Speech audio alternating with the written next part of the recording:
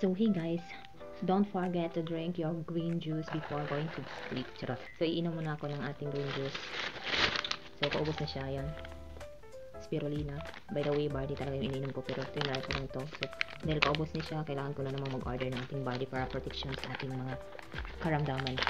Tulad sa akin na may mga bukol-bukol. So yan. Ito na lang ang ito. Dalawa. So yan, dalawa din. So para bukas na lang to, hanggang bukas. Paubos na. So let's drink before to go into sleep. Charot! Aragis at kale na nakakatulong mag-boost ng ating immune system sa antioxidant. Detoxification sa ating katawan at heart. Ang ganda din sa ating heart and skin. Health. Yeah. Maraming benefits ang green juice. At syempre, kasama na rin siyang barley, so nakakatulong sa ating ang ating mga katawan, makalow ang ating mga blood sugar, kung meron kayong diet, kung mataas yung inyong mga cholesterol, diba? So, iinom tayo nito. Ayan. Huwag kayong mag-alala kasi yung tamis nito guys is galing sa apple extract. So, hindi naman siya masama sa katawan. Pero pag yung pure barley lang talaga yung inom ninyo is, ano talaga siya, wala talaga siyang tamis. As in natural and organic barley. So, kailangan ko nang mag-order ulit kay barley talaga yung iniinom ko, pero tinry ko lang itong kanilang spirulina. So, before talaga, may iba akong barley na tinitake na ibang brand. Pero medyo may kamahalan to, yun talaga siya.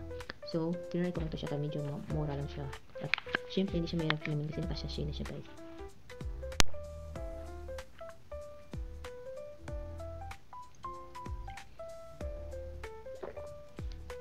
Lasang apple. So, before din pala ako matutulog is, maglalagay ako ng ating castor oil. Ayan, castor oil kasi, tingnan nyo na. This is my 3 days using this castor oil. Maganda daw ito para i-compress natin sa ating bukol, saan yung may bukol, para natural siyang matunaw at mawala. Ayan. So, naglagay na ako. So, ngayon maglagay tayo ulit bago matulog. So, nabili ko lang to siya online guys. It's organic castor oil. Mafe-feel mo talaga na para siyang sinisip-sip yung kung saan yung may bukol sa ating katawan. Kung ikaw ay may UTI or kidney problem, ilagay nyo lang sa inyong balakang.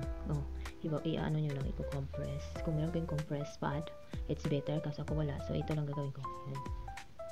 Ganyan. Tapos, babalutin ko lang to ng panyo. Wala, nadami. Yan. Kasi, guys, gabi-gabi talaga bago ako bumababa is naghihilot pa talaga ako ng aking madam. Pinamamassage pa niya yung paa niya. So, medyo nagpupersa ako. Pag nagpupersa ako mag-massage, guys, sumisikip talaga itong liig ko. At inheritance po talaga to guys. So, ngayon ko lang ito naramdaman. Wala tayong pera pang paggamot at pagpa-check up. Kaya, home remedy lang muna natin sa ngayon. Habang wala pa tayong pera. So, ginaganyan ko lang siya. Ayan. Ganyan ako matulog.